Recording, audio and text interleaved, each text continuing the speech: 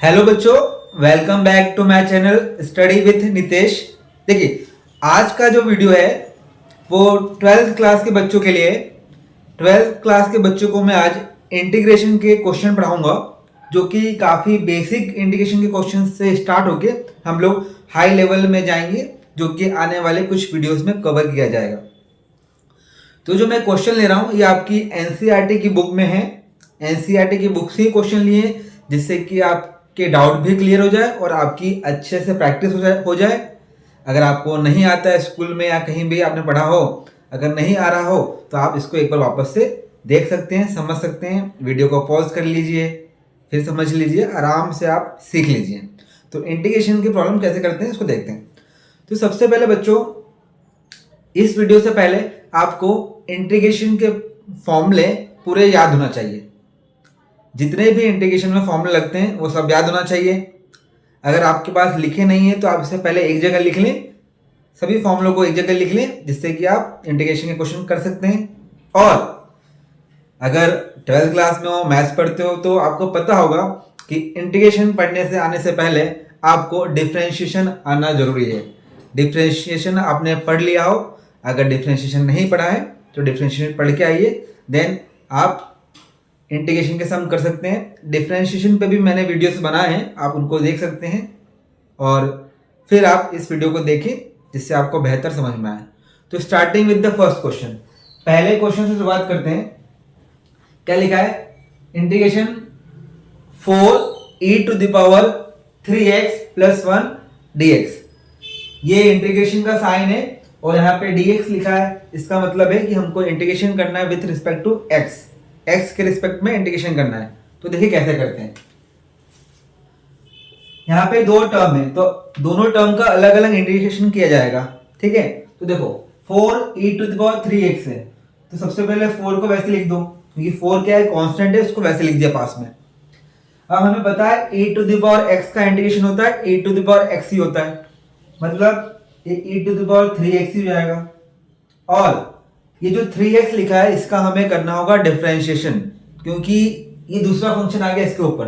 तो 3x का जो डिफरेंशिएशन होता है वो 3 होता है। अब इस 3 को कहाँ लिखना है? तो इस 3 को हमें अपॉन में लिखना है। इस 3 को हमें क्या लिखना है? अपॉन में लिखना है। प्लस लगाते हैं। अब दूसरी टर्म क्या है? 1 है। दूसरी टर्म क्या है? 1। तो आपको पता है 1 जो कि कांस्टेंट है, तो इसका इंटीग्रेशन होगा जिसके रिस्पेक्ट में आप कर रहे हो, x के रिस्पेक्ट में कर रहे हो, तो इसका इंटीग्रेशन सिंपल क्या हो जाएगा? x हो जाएगा। मतलब 1 का इंटीग्रेशन कितना हो जाएगा? x। और हमें एक कांस्टेंट लगाना होता है, ये फिक्स्ड है, आपको c कांस्टेंट लगाना ही है।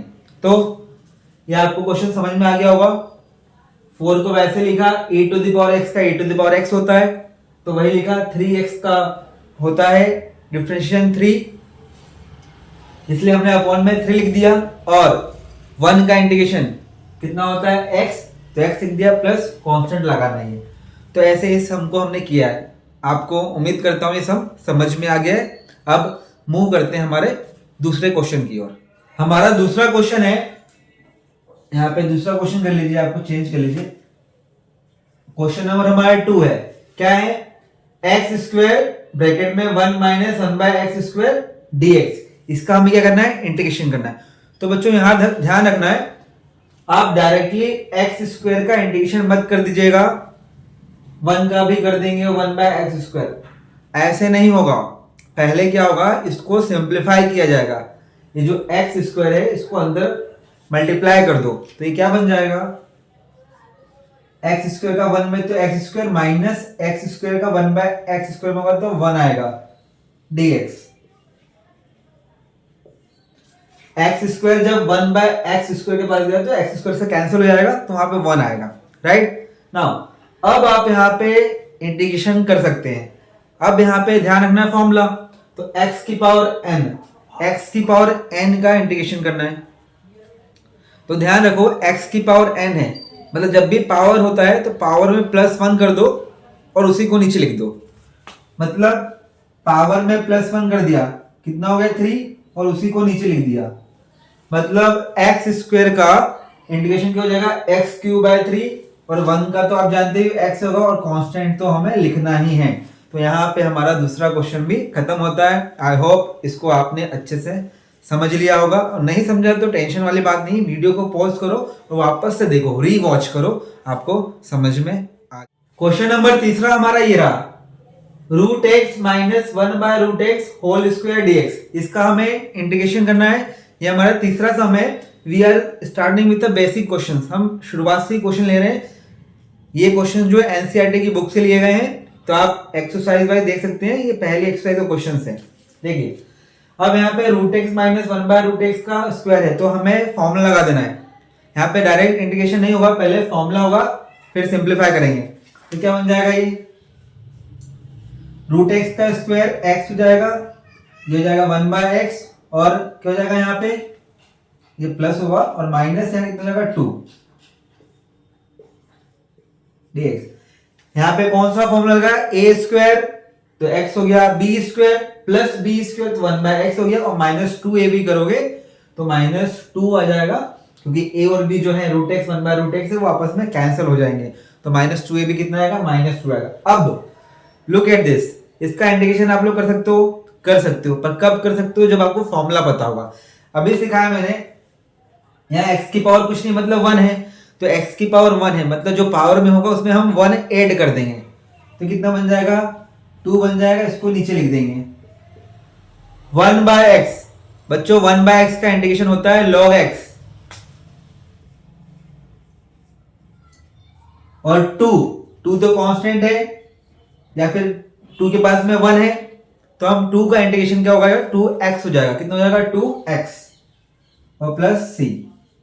जैसे 1 का x हुआ था, 2 का 2x हो जाएगा इंटीग्रेशन, ठीक है। जिसके रिस्पेक्ट में करते हैं वही हो जाता है। तो ये आपका फाइनल आंसर आ गया। आप देख सकते हैं, आपको ये चीजें याद रखनी है, अच्छे से समझना है, हर एक क्वेश्चन को अच्छे से समझना है, जिससे आने वाले आगे कठिन से कठिन क्वेश्चन को आप आसानी से सॉल्व कर दो। देखो बच्चों, हमारा फोर्थ क्वेश्चन है, क्या है देखते हैं। फोर्थ क्वेश्चन है x³ + 5x² - 4 divided by x² dx। हमें इसका इंटीग्रेशन करना है।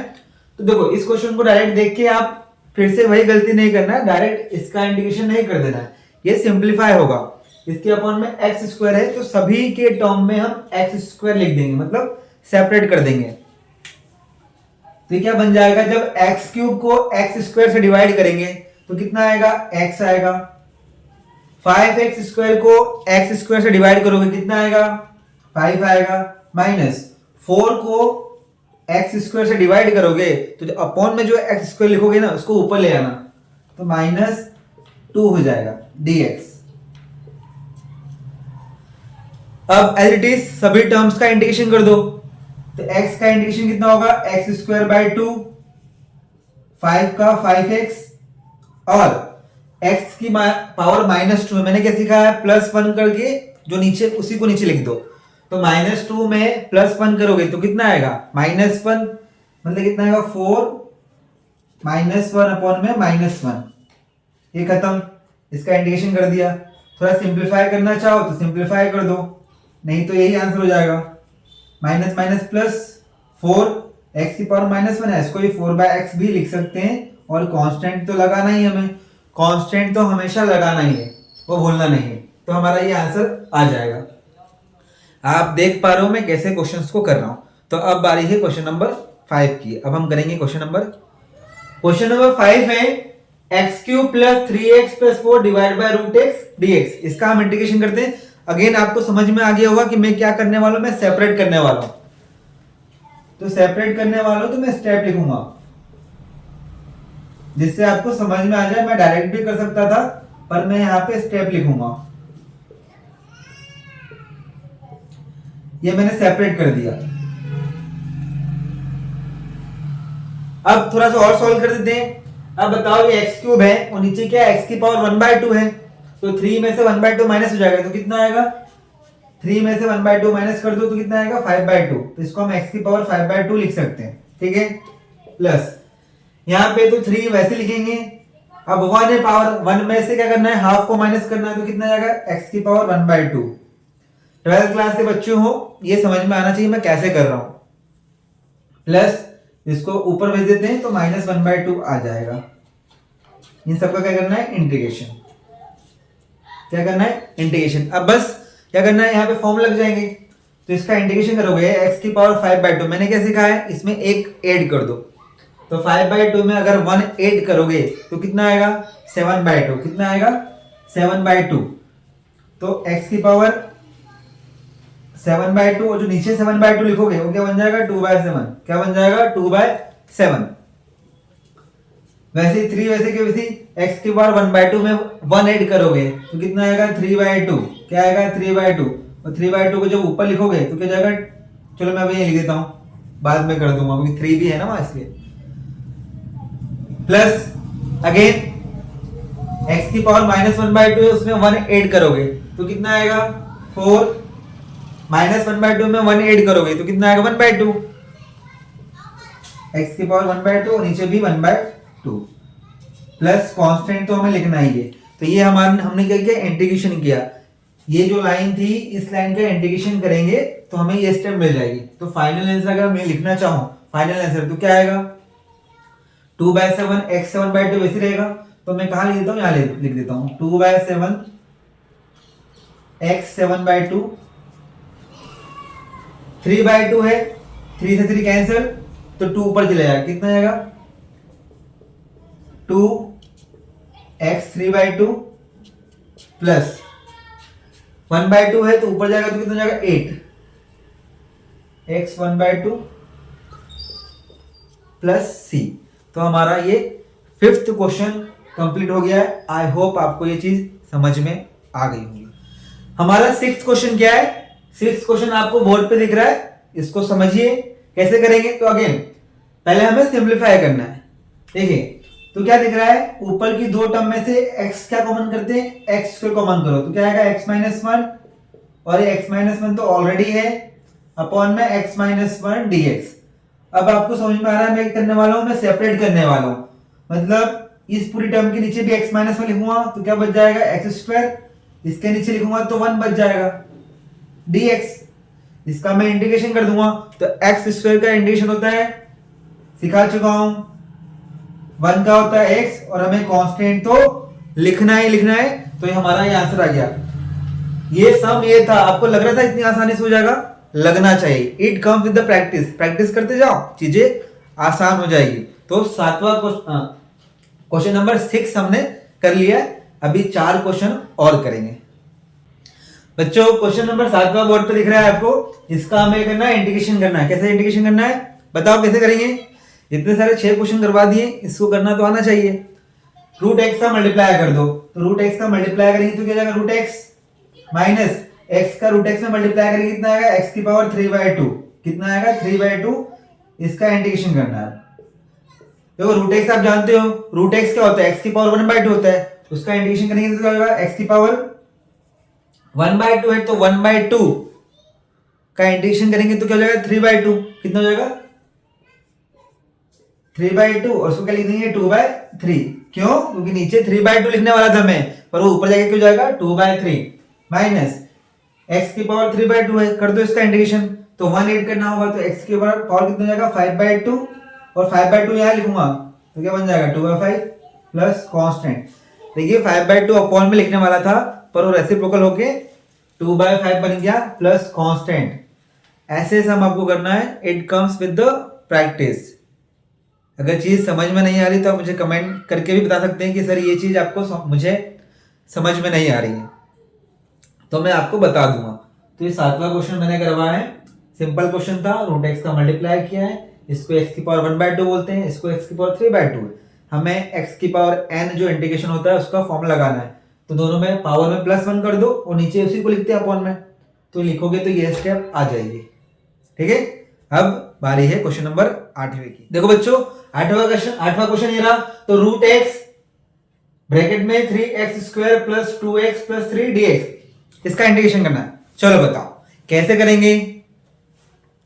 इसके पहले वाला क्वेश्चन आपने समझा, अगर इसके पहले वाला क्वेश्चन आपको क्वेश्चन नंबर जो 7 था वो समझ में आ गया होगा तो ये क्वेश्चन भी आप मुझे करके बता सकते हो। कैसे करोगे, सिंपल, √x का अंदर मल्टीप्लाई कर दो। तो आपको पता है √x मतलब क्या होता है, x की पावर 1/2 है। तो मल्टीप्लाई करोगे तो 1/2, ये 3 तो कैसे रहेगा, x की पावर 1/2 और 2 मिलके 3/2 हो गया, प्लस 2 कितना हो जाएगा आपका ये 1, और यहाँ पे कितना 1/2, 3, ये सॉरी ये कितना हो जाएगा आपका 5/2 हो जाएगा, क्योंकि ये x की पावर 1/2 है ना, और x क्या है 2 है, तो 1/2 में 2 ऐड करोगे तो होता है 5/2, और यहाँ पे कितना हो जाएगा x की पावर 3/2, और यहाँ जाएगा 3 रूट x मतलब 1/2 dx। पहली स्टेप मैंने मल्टीप्लाई कर दी, x की पावर रूट x का मतलब x की पावर 1/2 होता है, ठीक है। इंटीग्रेशन कर दो,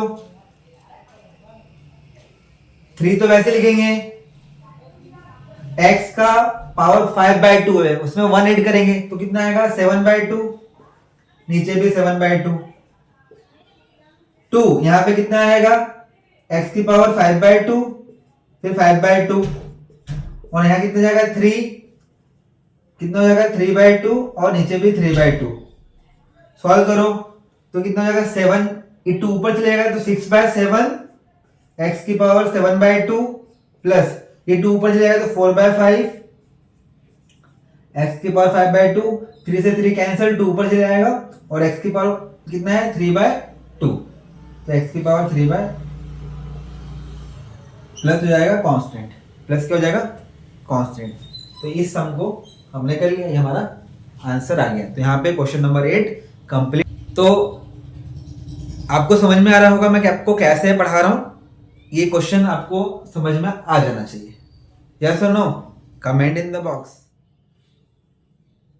क्वेश्चन नंबर 9 पर पहुंच गए हैं। क्वेश्चन क्या है, इंटीग्रेशन sec x ब्रैकेट में sec x प्लस tan x dx कैसे करोगे। तो सिंपल क्वेश्चन है, पहले sec x का मल्टीप्लाई कर दो, तो sec स्क्वायर x